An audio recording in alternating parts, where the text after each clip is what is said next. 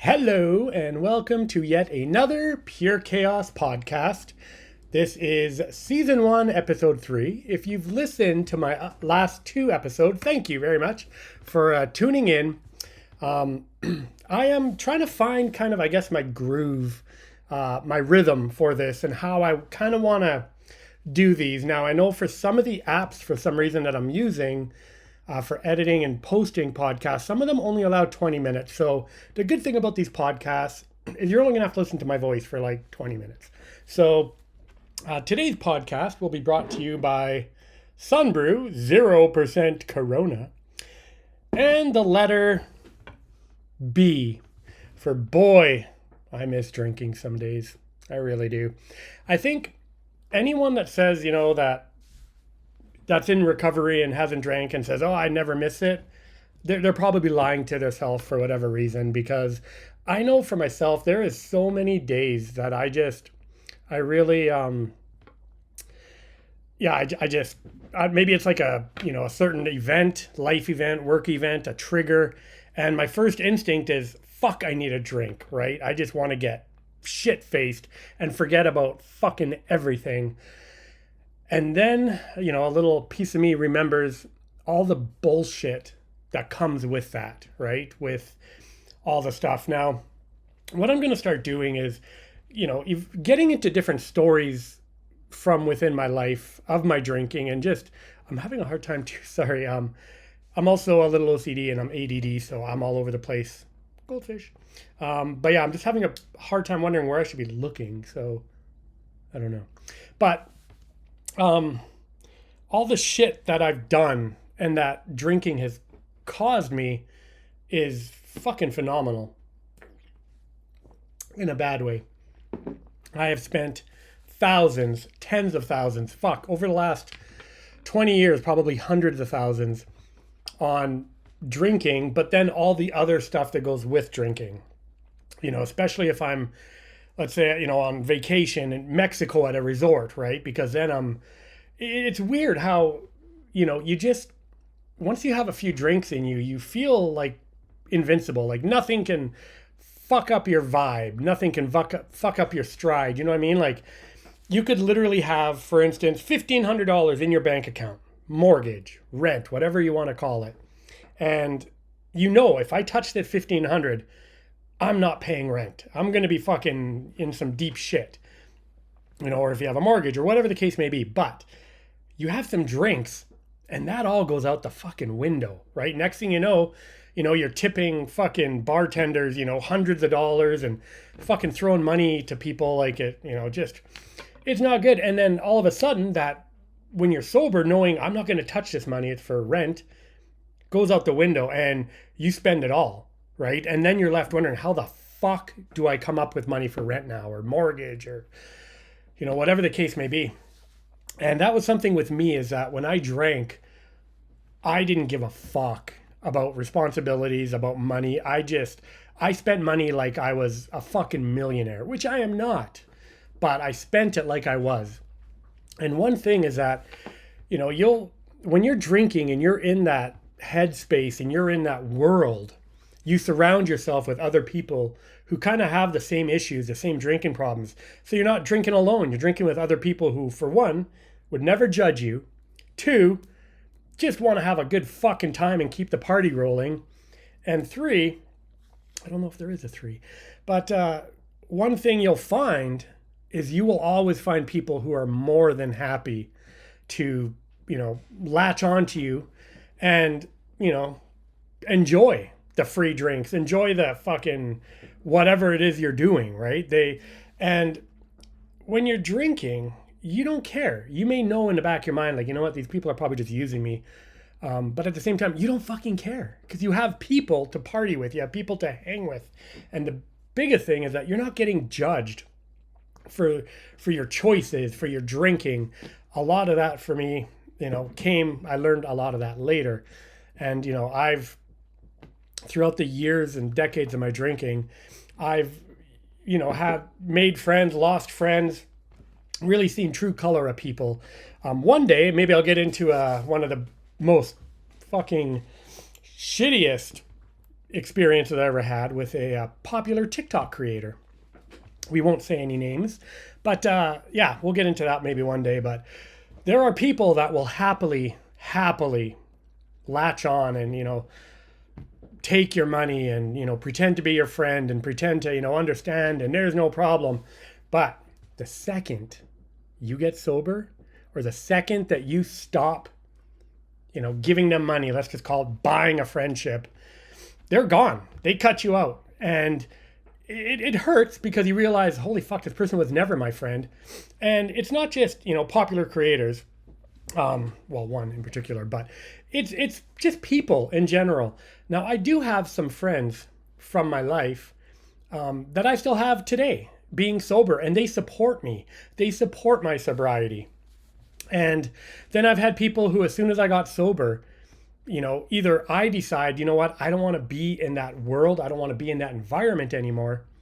And you kind of just take a step back and, take a different path. Or they just realize, hey, you know what?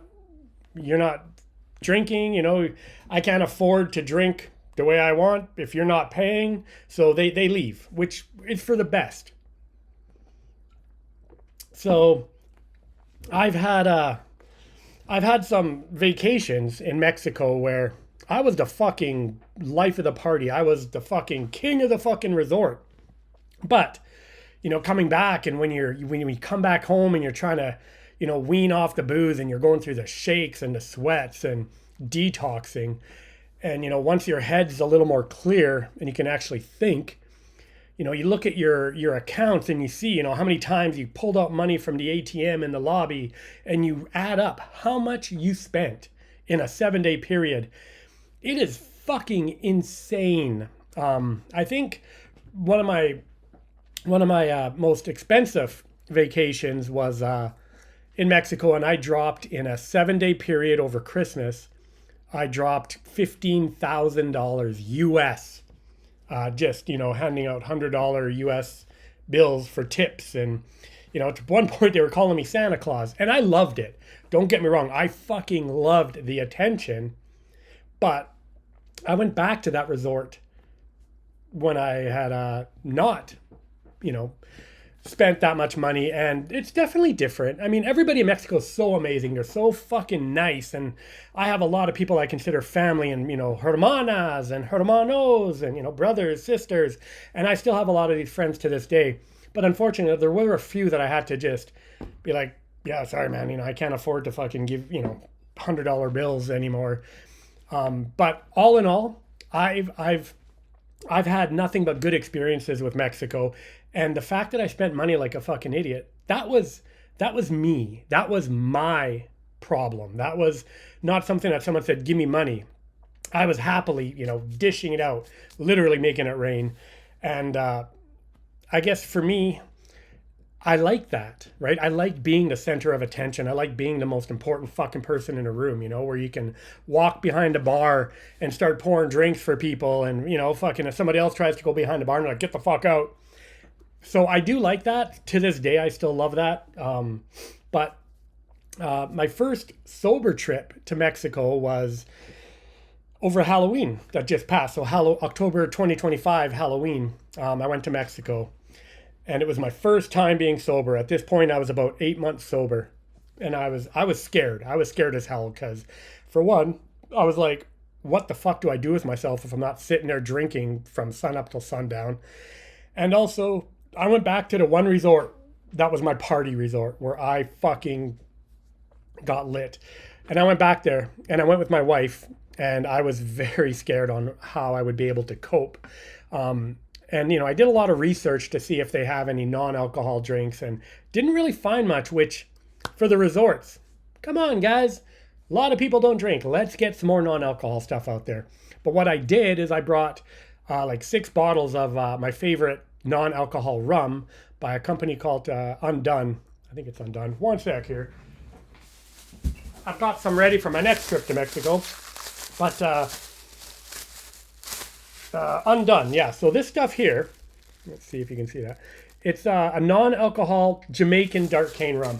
Rum and Cokes are my go-to. They are my favorite. I love me a Cuba Libre. And so I brought 6 bottles with me, and thank fucking Christ I did, because at the resort, unfortunately, I couldn't find any non-alcohol options. And I mean, I don't want to just drink sugary fucking virgin daiquiris and pina coladas all day. And I mean, pop, you drink too much pop, you get a fucking headache. So, and who the hell wants to go to Mexico and drink water? So I brought 6 bottles, and honestly, it was my fucking saving grace. Now, I'm not gonna lie, I did, smoke some reefer while I was there. So I figured, you know what, if I had to choose between getting high on some weed or drinking, I'm gonna choose weed each time, and that for me worked. It was awesome. I had a great time. A lot of the people that I knew from back in my party days, everyone called me Blue because I had like this electric blue hair, and it was great. Everyone was happy to see me. Everybody was very supportive of my not drinking. And there was a lot of the bartenders too that I didn't realize, because when you're drunk, you don't take a lot in. You don't notice little things. And, so of course, bartenders, you don't realize that they could be suffering some of the same addictions you are with alcohol and stuff. So found out afterwards, a lot of the bartenders were also sober and hadn't drank in, 3 months, 9 months. So that to me was like, wow, you know what? It's something that they understand, and everybody there was so happy for me and supportive. I've got this, my brother from another mother down there, Martin, if you're watching this, love you, bro. But yeah, so he's a captain down there on a catamaran boat. And yeah, he's probably been one of my biggest kind of supporters and my biggest friends, and when I went down there, he actually took time and came to the resort to hang with me, and we had some non-drinks and, went in the ocean, went in a pool. It was just an amazing day. So the fact that, now I know I can survive not drinking in Mexico. I'm going again this next month, actually, in February. It's going to be my 50th birthday as well. While I'm there, March 2nd is my 1 year not drinking, 12 months sober. So I'm going to be there to celebrate my 50th, which is fucking insane to think about. But also, I'm going to be celebrating 1 year being sober in Mexico, right? I love Mexico. I love the people. I love everything about Mexico. And then, we have some other friends. I met this one couple down there that was from England, jolly old England. And I met them at one of my favorite resorts, which is Gran Bahia Principe in the Riviera Maya, staying at a resort called Tulum. I've been there like dozens of times. But we met this couple, these 2 ladies who were there on their honeymoon. They just got married. And of course, at this time, I'm fucking drinking, I'm partying. We just kind of connected. Me and my wife just really connected and hit it off with them. And, of course, you meet a lot of people when you're drunk. You're like, yeah, we'll stay in touch, and then you never do.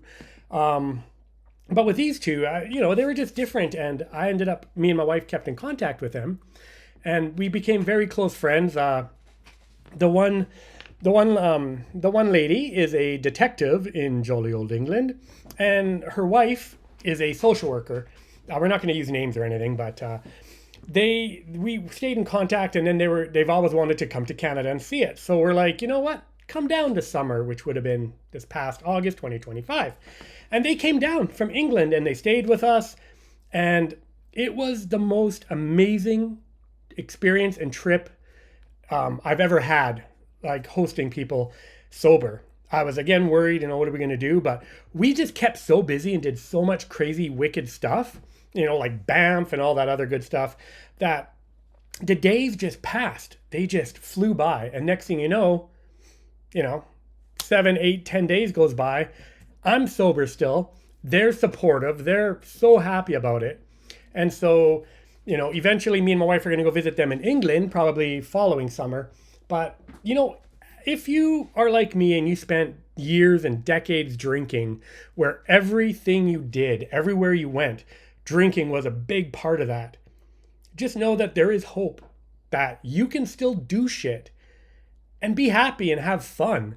And what I learned is that I'm just as fucking crazy sober as I was when I was drinking. It's just now I remember everything. Now, I come home with money left, right? Because like I said, that one trip was like 15,000 US I spent, and I usually bring at least 2,000, US just for tipping and stuff. And I've never came home with money ever. And I've been to Mexico, like I said, so many times. And this last trip, last October 2025, I actually came home with, just because I wanted to save it, I came home with like $100. And I'm like, holy fuck. First time ever that's happened. So if you're worried that, if you stop drinking, life's going to be dull and boring, it doesn't have to be. And that all depends on you, right? Do you want it to be happy, or are you going to just kind of glum about the fact that you can't drink and da da da? Now, that being said, I'm also very antisocial. Now, for me, I'm a salesman. So that is just crazy to think that I'm an antisocial person, generally don't like people. And, I used drinking a lot to kind of mask that and to give me that kind of liquid courage and energy to do all that stuff. But then I realized once I got sober that I can still do all that and I can have even more fun. So yeah, if you're worried about, if you stop drinking, you can do it. You can.